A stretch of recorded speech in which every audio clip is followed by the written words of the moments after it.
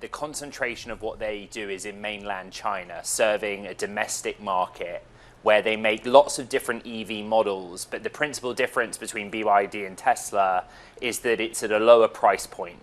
And one thing that BYD does that's very different from Tesla is that alongside battery electric cars, full plug-in battery electric, they also do plug-in hybrids, where they sell many of them as well. So you're quite right to point out that in the fourth quarter, the final 3 months of 2023, BYD sold 526,409 fully battery electric cars, most of them in China, whereas Tesla handed over 484,507 globally.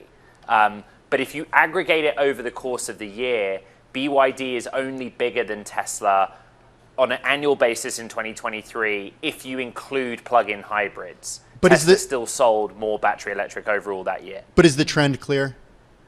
Oh, the trend is clear, and so we knew that this was going to happen going into these fourth quarter deliveries. The question more on Tesla's side is, where are they still growing geographically? And I had Dan Levy of Barclays on the show earlier today saying that, yeah, look, it's possible you can have Tesla continuing to grow in China because it doesn't make the lower end EV. It's used price cuts as a lever, particularly in China, but it's still seen as more of a premium product there than BYD. Then the next question is, what about those early adopters? If you're an early adopter and you were like the first to get into an EV and you've been and gone, what's left over on the demand side?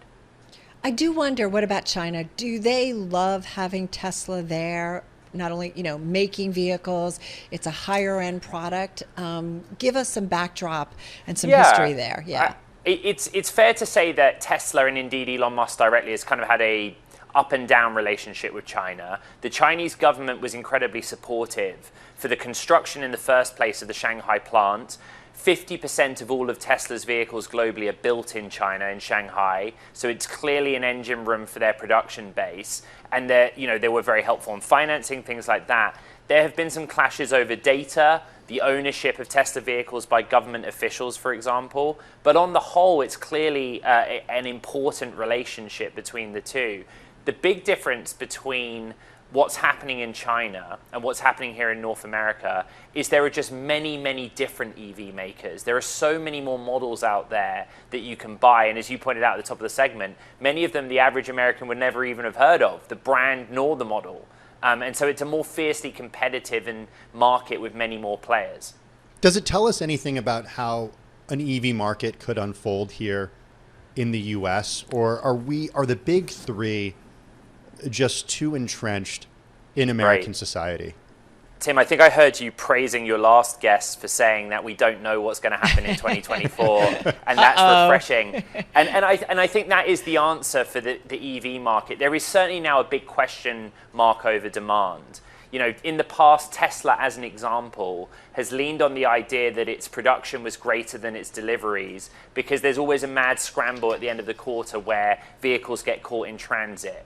But if you move past that, and it's relevant with Rivian as well, you do come to the point where you ask, is the demand really there? That will be the question for 2024. And in this market, in particular North America, you will have seen the news over the holidays about the federal tax credit. The number of EV models in this country that are eligible has basically halved from 24 to just 13.